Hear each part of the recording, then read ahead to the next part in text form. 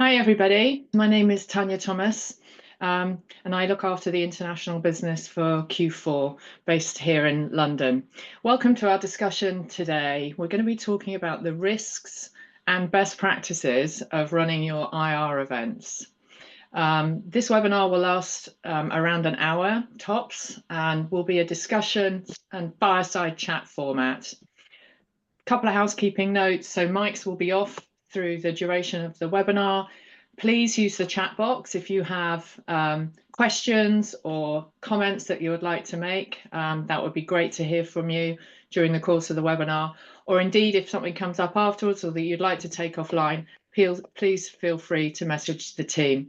So let's introduce the panelists that we have with us today, both real experts with excellent experience to share their thought leadership today around generally how IR events can affect an organization's stock price and their outcomes, and also what the best practices are that we've seen from getting things right and mitigating risks for our customers. So we have here today Kyle Sleep, who runs our events organization out here in EMEA. So I'll let Kyle introduce himself.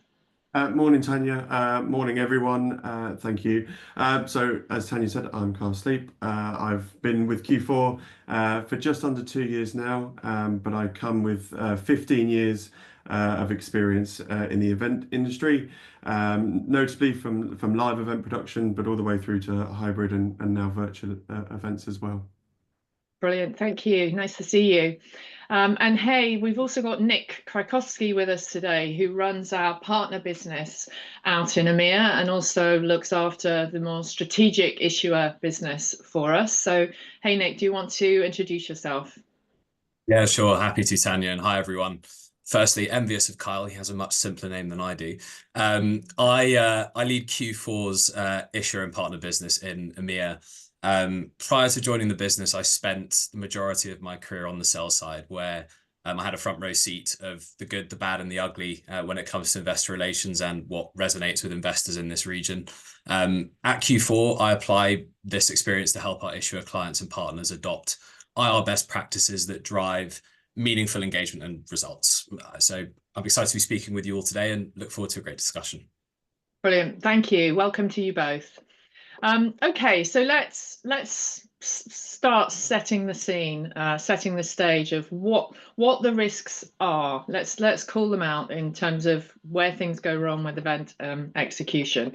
And we have a couple of examples of this. So a few years ago, Google's third quarter earnings report was released early due to a filing error.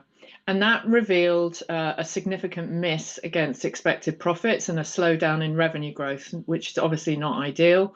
And the premature disclosure led to a sharp decline in Google's stock price, prompted a temporary suspension of trading, actually, to allow the market to absorb the expected information. And I don't have to tell you all, what the impact could be of an occurrence like that. I'm sure you're all well aware, and I'm sure it produces a few sleepless nights.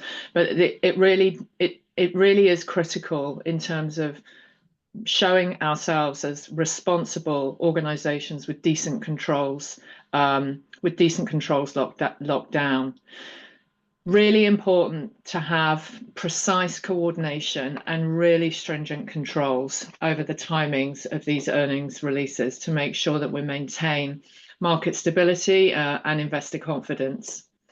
And more recently, there was another really meaningful example of this with an accidental earnings release, which occurred in October 2024, so just at the end of last year. A leading Dutch chip maker inadvertently released a disappointing financial outlook a day earlier than planned due to a technical error. And this premature disclosure led to a sharp decline in the organization's stock. It fell by nearly 6% on the day of the accidental release. And that was following a 16% drop the previous day. So the result was market value loss exceeding 52 billion in that example. So these are meaningful impacts. And I'm going to ask you first, Carl, if that's okay. With these case studies in mind and these two examples of, really detrimental outcomes, what are the most common errors that companies make when they're planning and executing their IR events? Yeah, I'd say from what we see, one common mistake is underestimating the importance of working with a reliable partner. Without that, it can lead to technical issues, which not only disrupts the event, as we've seen in those case studies, but it also reflects poorly on the company. Another key error is not putting the right safeguards in place, and we'll talk to more of that later, to protect that sensitive information.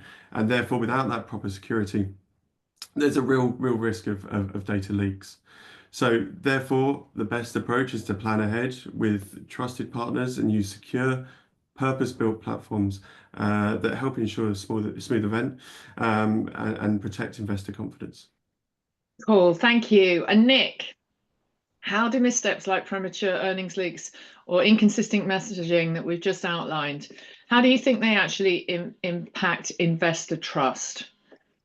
Yeah, look, I think it goes without saying that these can be really significant issues that I think have a very tangible impact on an issuer's ability to win and then retain investor trust and confidence. Ultimately, they create uncertainty and suggest weak internal controls on the part of the issuer. And frankly, investors rely on consistent, timely, and accurate communication to make informed decisions. So deviations from the standard introduce skepticism, they contribute to volatility in share price and indeed perception, and ultimately can cause long-term reputational damage. In today's environment, analysts and portfolio managers are stretched increasingly thin, covering broader portfolios of stocks with limited time. Once confidence is lost, it can be very difficult to regain attention.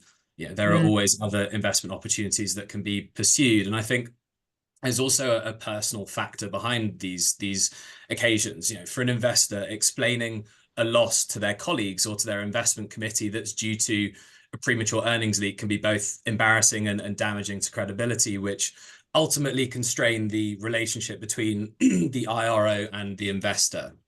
I think from an inconsistent messaging standpoint, this has long frustrated investors and remains a critical factor at the point of investment or indeed divestment as well. Investors today are better equipped than ever to detect shifts in messaging or frequent changes in guidance. I could name certain examples, whether it's Tesla on inconsistent car delivery timelines. There are myriad others, but ultimately these types of occasions lead to uncertainty and share price fluctuation. So ultimately, to mitigate these risks, companies need to ensure that they prioritize both secure and consistent IR practices.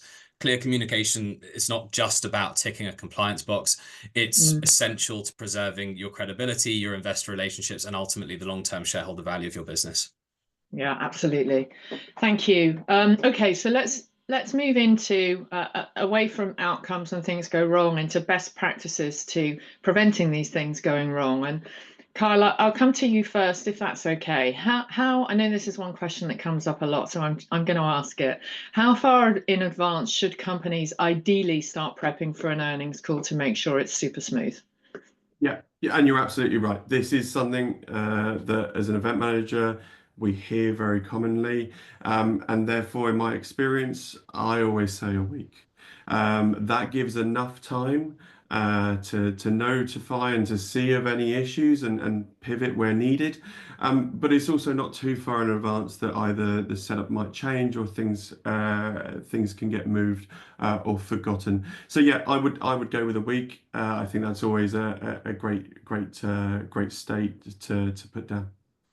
Cool. Okay. And in terms of, we hear a lot and we talk a lot about rehearsals and dry runs. What role do they play, in your experience, in identifying potential risks before the event goes live?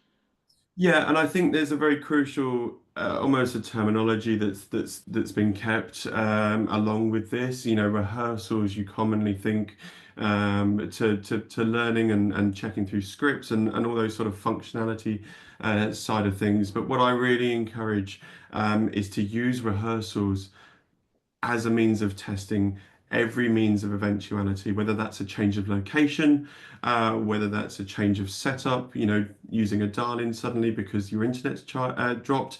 Test those scenarios, and again, I use a real-world example of being on an event where the fire alarm went off. Now, maybe you can't test for that, but we knew what the redundancies were, and they were able to move out the boardroom, pick up a phone, and still carry on the event because we tested those redundancies already.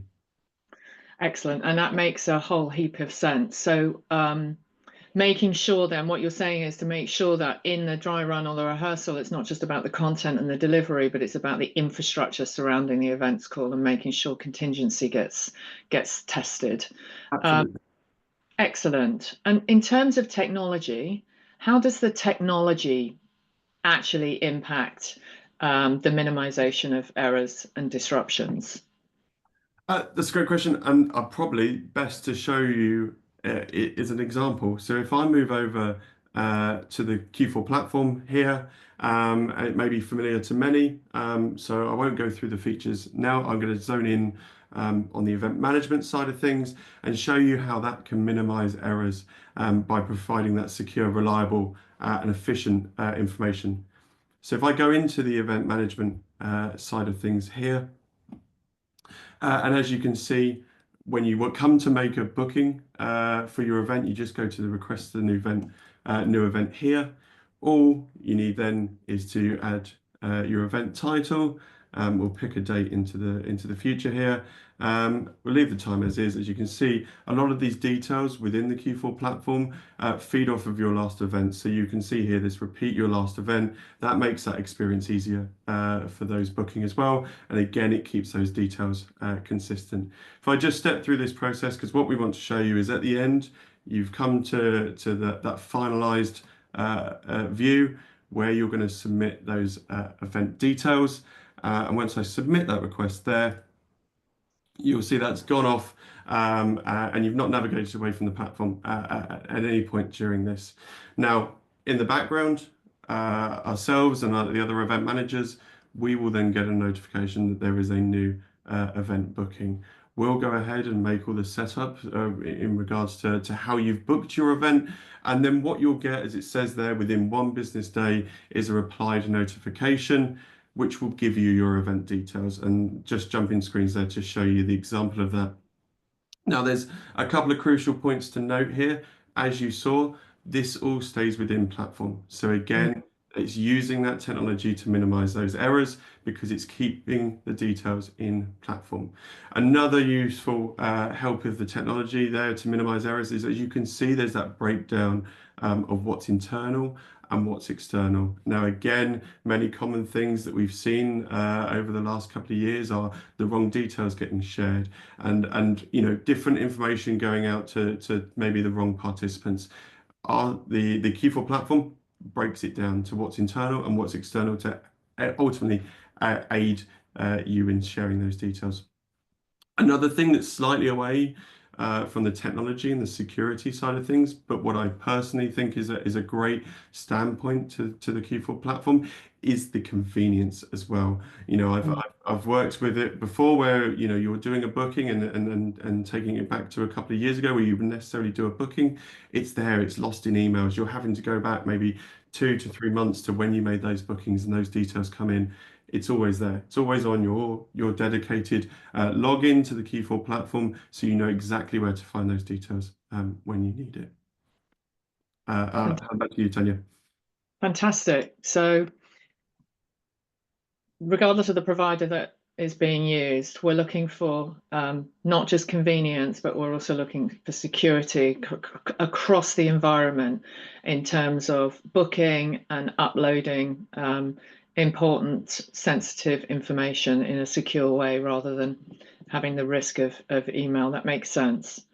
Okay, so what is the approach then to managing last minute technical issues when you're actually in a live call? Because I think that's probably the worst case scenario from the management team's perspective, and obviously the IRO is something happening whilst you're live. Can you talk us through that, Kyle?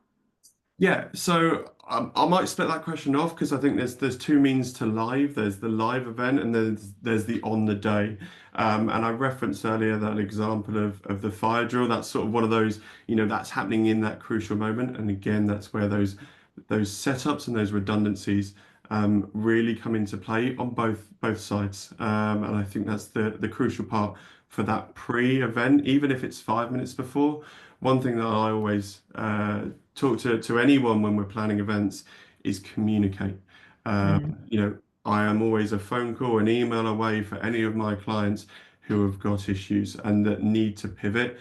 We come with a lot of experience in running events, and we know the product and we know the suite. So therefore we can aid and we can pivot should we need to. Like again in that scenario where it was right, let's switch the setup, let's get you on the phone line, and at least we can then start the meeting and we can work out the more technical element there. And again, to everyone that was joining on the webcast, no one was aware. So okay, it might feel frantic at the time and that pivot might feel shocking, but because we put those checks and those redundancies in place, it was an easy pivot for all. And therefore the ultimate goal was anyone joining and listening didn't hear of any disruption. There's also And that second element, that live event element, mm, where it was to happen in the moment. From a Q4 stand, we've got our event managers always connected. We're seeing with our event support team a live database of connections, and that is therefore our way of ensuring that everything stays connected. We have our redundancies internally. We have something we call a fire drill, which is run for us as well. So we are up to speed at all points of any escalation that's needed. But it's worth saying as well, as much as with those redundancies, we maintain an error rate at less than 1% as well. excellent. Thank you, Kyle. Yeah, I think that's really important for customers also to know that when they're live, that they've got the force of the technology behind them, but they've also got the force of the human team behind them, and that human team is 2 steps ahead of what's coming, and can pivot and triage anything that comes up. Okay, cool. Let's go a little bit deeper into the technology. And how specifically how recent advancements in AI can now sort of take event management, event planning, and the earnings cycle really to a different level, in terms of aiding the planning and execution of these critical events. And we actually spoke about this exact subject a couple of weeks ago in London at the IR Impact AI Forum. It's a bit of a mouthful, and maybe some of you were there. We basically showed the work that Q4 has brought forward in the area of AI. We have a version in market today, which is producing some really excellent optimization and driving time back into the hands of our customers. But we also have coming down the track soon some really sexy new innovations that take us really from providing you with an IR assistant. So let's say an AI that is gathering reports and information that you will need to do your jobs in a much quicker way. So that's how the time is completely slashed, and some workflows that help us to get to script generation in a super fast time period. And what that can actually do is free you up from hours and hours of work that can be automated from a real systemization automation perspective. The next step is moving into strategy partnership, which is really exciting. Let's talk about AI, specifically for IR events, because there's a ton of new advancements across this industry, and we saw that loud and clear a couple of weeks ago, which is very exciting. But in view of IR events specifically, with a focus, Nick, how do you think AI and analytics can strengthen the delivery of these events right now? So I think in this day and age, AI and analytics are no longer nice to have as it relates to IR events. I think they're increasingly becoming business critical for modern IR teams, especially where precision, risk mitigation, and credibility are key points. I think working smarter, not harder, is essential when preparing for IR events. AI can surface things like relevant market intelligence, whether this is key themes or analyst Q&A trends from peer results calls, helping IR teams better brief their management teams and anticipate investor sentiment. This leads to stronger, more polished results calls. AI handles these types of tasks really quickly, essentially eliminating, in this case, the need to listen to every peer call manually. And when it comes to scripting, for example, AI can leverage historical disclosures to generate accurate on-brand first drafts in a fraction of the time. What once took days can now take hours or minutes. So I think, if we maybe pivot to the analytics side for a second, IR teams now also have access to broader data sets, enabling them to access or rather to assess the impact of IR events alongside other investor engagement signals. This helps refine targeting and ensure high-value investors are being prioritized. In short, it's not really just about improving IR events. It's about using every interaction as a strategic growth lever powered by AI and data. Yeah, that's very exciting. And I feel that when we say that it's about using every interaction as a strategic growth lever, the only way that an IRO can do that is to clear their plate of all these dreadfully manual processes.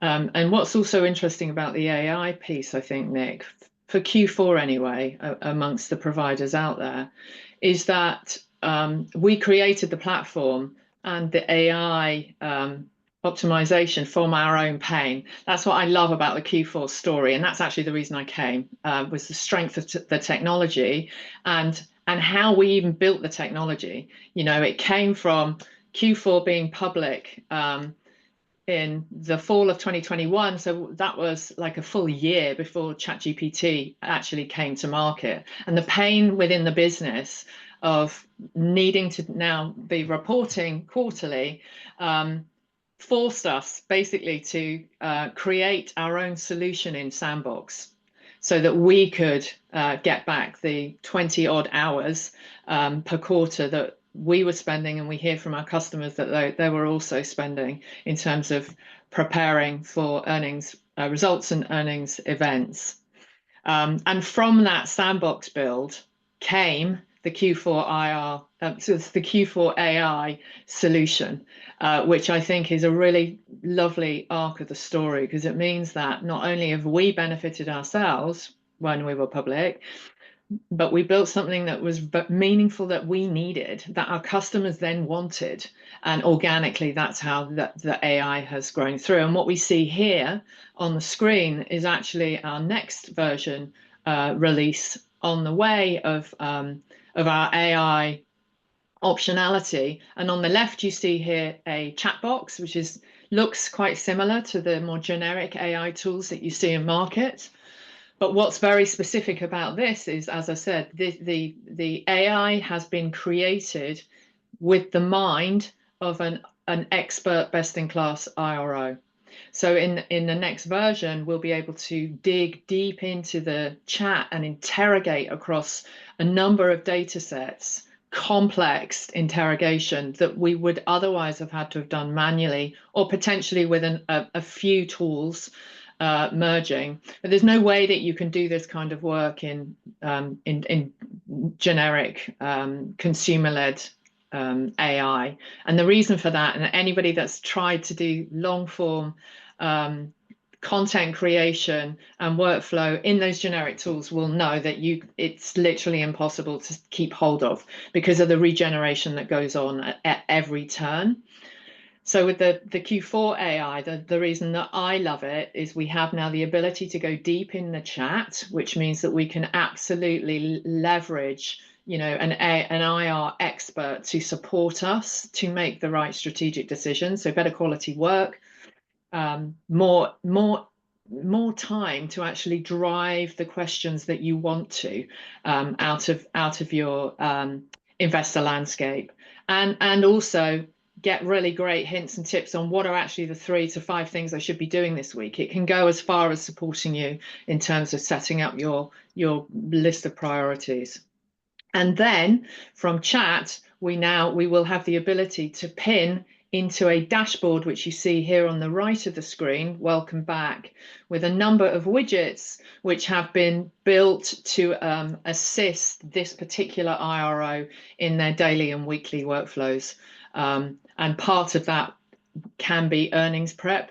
And the earnings sort of cross-pollination and the earnings comparison and review that needs to go on, which is deep and broad, is always automated for you across this particular platform. So I think it's I think that the direction of travel from a Q4 perspective stands us apart from the rest of the market, because we have built only with the IR workflow in mind. So the IR persona, the IRO, the IR team, whether you're 10 people, 30 people, or one person, this has the strength to optimize and take you deeper. So that not only mitigates the risks that we've already talked about and keeps us out of trouble, making sure that the business outcomes are as positive as they could possibly be, but it also optimizes you all in your roles to do more and deliver more value, which obviously can accelerate your careers and create great outcomes for you as humans as well. So I think those, what's coming is also really exciting. What's actually important is that we get comfortable with where it's at right now. So any tools and any investigation that we can do around how AI can optimize us is super positive when it comes to IR. Okay, Kyle, I'm going to sort of come back, having dug in a bit on the technology, to ask you again about human oversight. So we're at a bit of a sort of crossroads where we have a certain amount fully automated that people are becoming confident in using and seeing the effects live time as well as post event. How do you see companies balancing the automation that's available with human in oversight right now?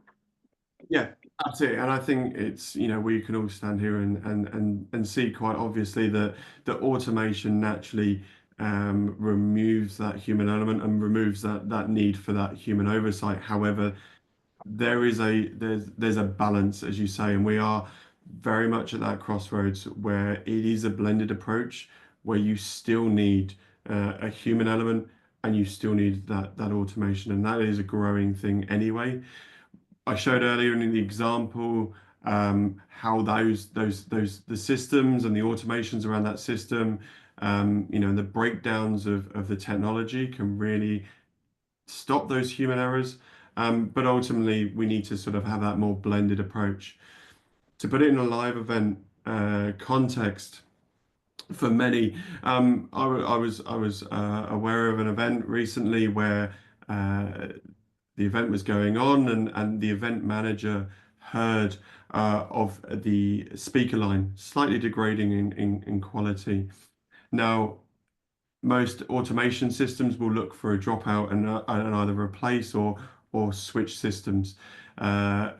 Fortunately, because of that human element still, the event manager was able to hear that degrading and switch. So again, there was no effect to the event. There was no effect to anyone listening because that had happened ahead of that automation. So that's why I think we're at this crucial point at the moment where it's still very much a blended approach. I've got no doubt that technology will get there in years to come. But I think what the greatest strength of that is, we look to the AI side of things, that is a constant evolving technology. And in some ways, there's no point in letting that technology replace. Let's bring the human nature up to that technology as well and keep that blend, because that can work hand in hand to support events. Yeah, absolutely. And it'll be very interesting to see how the landscape changes and develops as we go forward, because I'm sure we will see, even in our own innovation, the more that we can optimize the manual workflows and manage the risks through technology, the more the humans are free and available to do higher value delivery of work, which I think is the piece that once we've experienced it, you keep going forward and you kind of don't go back. And more focus as well. More If you technology handling that, you as again, I'll take the direct example of me as an event manager, you're more focused. So therefore you are knowing that the technology's got the backup, but you're more streamlined with your delivery as well. Yeah, excellent. And also allows the IRO to focus much more on the management team on the day. Yeah, because they have the confidence to be able to do that. Okay, that's super cool. So let's move to the next slide then, and the overview here of the Q4 platform, which just basically what you see in terms of AI, websites, events, analytics, CRM, and shareholder ID are the vertical type solutions that Q4 have in its arsenal. So it's a kind of beginning to end AI-enabled experience that's available on this platform.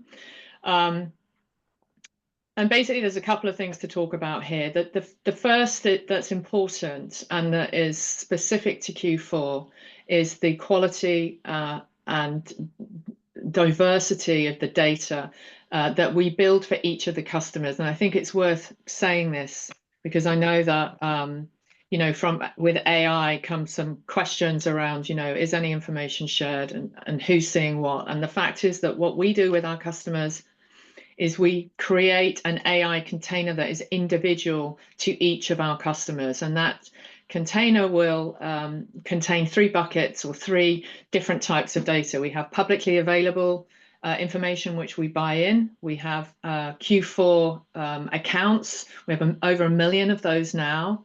And across the network, our network, where we have websites and events and analytics, we are seeing now around 18 million touches a month from those Q4 accounts. So that's proprietary data of the 1 million accounts, where they are, what they're doing, what they're engaging in, how that shows up in your sector, and specifically how that can be served back to you to give you the insights and guidance that you need to make the right decisions for the next steps. So there's the third bucket of data that is super important in terms of tailoring is the customer's own data. So your own website hits and engagement, your events analytics, who's attending, what are they engaging in, what was the sentiment throughout the call, what was the sentiment in Q&A, how does that compare to competitors, and your own CRM notes and calendars. So the 3 buckets of data actually mix to become an incredibly rich source for platform to operate in each client instance in a way that brings immediate and material gains. So I just wanted to talk a bit about the data because I think that that's important. And we've touched already during this session on the importance of having the correct support in place. So technology and service from an event delivery perspective, the secure data handling, the modern nature of tech solutions these days, and that no one really should be struggling with manual workflows. And also balancing the balance of automation and human oversight. And as we go forward, I think that sort of sliding scale, we'll see that continue to adjust. So implementing these best practices will definitely help to maintain investor trust, as Nick has taken us through, and deliver a successful event per Kyle. The QR code that you see on the screen at the moment will give you details on the whole of the platform as an environment. So please feel free to scan that and take a closer look and reach out to the team if you would like to speak further or have a personal workshop in terms of how we can tailor the AI to meet your needs. We're going to move to Q&A now. So I see that there are a few questions that have come through. So I will start with the first one then. So how can companies measure the success of an IR event after it's completed? Nick, are you happy to pick that one up? Yeah, I can take that one. So I think maybe to disaggregate it into a few areas, I think you can look at retrospectively things like the process, what analyst and investor engagement looked like. And then I think an important point is understanding whether your intended expectations have matched the outcomes of the event. So going into those in a bit more detail, from a process standpoint, I think as Kyle has elaborated on, you're going to want to understand, did everything go according to plan? Did we test before the event as we needed to during the live event? Was it a smooth operation? Did it go according to expectations? Were there any last minute changes that occurred? Things like that. Really just trying to understand from a process standpoint, was the execution what we expected it to be like? From an analyst and investor engagement standpoint, I think typically what our clients are looking to understand, both before, during, and after an event, is before an event, who is it that we would like to engage in the event that we're running? So if it's results calls, for example, we want to have our top investors on the call. Perhaps there are investors that you've been meeting with and providing investor education to. You probably like to see them on the event as well. And from an analyst perspective, making sure that you have your covering analysts on the call engaged and answering, well, asking good questions rather. So I think that's important from a pre-planning standpoint, is understanding who you want to be on the call and what message it is that you want them to receive. But crucially after the call, and I think this is becoming of more importance in today's IR landscape, is to understand what actually is happening after a results call. What are the behaviors and interactions of your analysts and investors once an IR event has been completed? So on the investor side, there are tools that help you to track investor engagement really broadly. So that could be, for example, you have spotted a portfolio manager attending your results call. They're not a current investor. You want to understand the level of engagement beyond what is present in your results call. So it could be, for example, that you want to look at what's this investor doing afterwards? Are they coming to your website and looking at your financials, downloading relevant materials to help them understand your company in more detail? Or it could be perhaps that you're trying to compare live event data with prior interactions that you've had with investors that you've met previously. Essentially, I think in today's world, you're really trying to connect the dots between each of these perhaps prior siloed items on the IR calendar and really join the dots between them for better insights and to help your strategy from a targeting perspective. From the analyst standpoint, I think there's a really clear way to understand cause and effect, which is the message that you are trying to deliver. Can you see that reflected in analyst reports that are then published after you have reported your results? Really easy way to look at that. There are lots of tools that can aid you in that process. And I think final point on intended expectations matching outcomes. I think, let's say, for example, you've had a positive period from a growth and financial standpoint. Ideally, you'd want to see a positive reaction in your shares after your IR event. If that doesn't materialize, perhaps there's an issue with the way that your message was communicated or how it was received. Same goes for negative periods. If you're going through a negative period and the stock reacts really positively, you could be in for a period of stock price volatility thereafter, which is often really hard to mitigate from an IR and management context. So I think all in all, there are a few different ways that you can measure this, whether it's from a process standpoint, whether it's an investor engagement piece, or expectations matching your outcomes. But there are great tools to do this today, and you don't have to be an island in trying to do this and link things all together from different places. You absolutely do not need to be an island. I love that.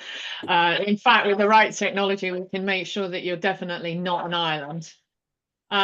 Okay, we've got another question here. So does the AI model within the platform share the data we input to anyone else the way ChatGPT would? Okay, I will take this one. So the short answer to this is no, it does not. The Q4 AI service is fully controlled by our cloud infrastructure. Q4 Cloud Infrastructure hosts AI models in a cloud environment, and the service does not interact with any third-party environments or AI services like ChatGPT. And the way I think about this from a sort of a logistics perspective of how that actually works is that Q4 have created and built an AI sort of service provider function that stands between any generic AI and our platform. So that is that's a function that comes through a bit like a warehouse picker and says to the AI, what do you need? The AI will tell them, and the picker will go get the information that it needs in order to bring it back to be interrogated. So there is an absolute break in those two environments, which I think makes it easier to understand how we actually go about keeping that data safe and informing no other model. So that's on security. We've got another one here on do we have to have all the features of the platform or to use the AI, or can we just have CRM and events? So what you see here on the slide that we're looking at now is a number of vertical solutions, all that reside within the platform environment where they're most secure. I think about the vertical solutions that we provide in market today and what's coming tomorrow in a way that they're like Lego blocks. So you have the overall environment, you have a sort of founding block, if you like, or an anchor block, which could be websites and or events and or CRM and or analytics, and then we can build on. So you don't have to start with everything from the get-go. The AI can work with a minimum of one of these solutions across the data, as I explained earlier. And the thing to know is, as you build in terms of solutions, and if you want to bring everything into one place, that what that means is the data and the richness and the intuitive nature of the insights that can be served back to you are that much richer and that much more bespoke. Platform aims to do three very simple things: to save time, like 20 hours to 20 minutes in terms of potential script to first draft. It aims to provide really material, meaningful insights based on the market, your sector, and your activities, and the way that you work with your co-pilot. And the third is to reduce risk. And we've talked a lot about reducing risk from a security perspective, but also from a delivery perspective, and how we combine our automation with the human element to keep that events delivery really locked and loaded and ready to go for the absolute optimum outcomes. Okay, one more very quick one then. When will the new AI tools be available? We have AI available today, as we've talked about from an events prep, earnings prep perspective, and we have our next launch coming in the summer. So we're hoping that in June we will be able to unveil the production ready version of our next AI service, which is super exciting, and we will be back to you as soon as we have the dates for that launch.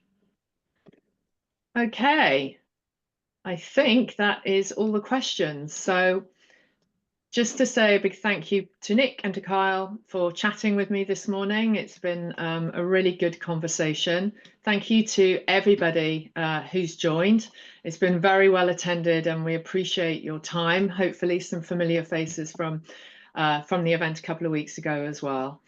We'll have replay available of the webinar, so please feel free to click back through if you would like to rewatch or share as you wish. And be in touch. We'd love to speak to you more about your events, risk mitigation, but also optimizing those events to have a really, really excellent outcome, both for you, your investors, and your analysts. Great to see you. Have a good day. Thanks all. Bye-bye.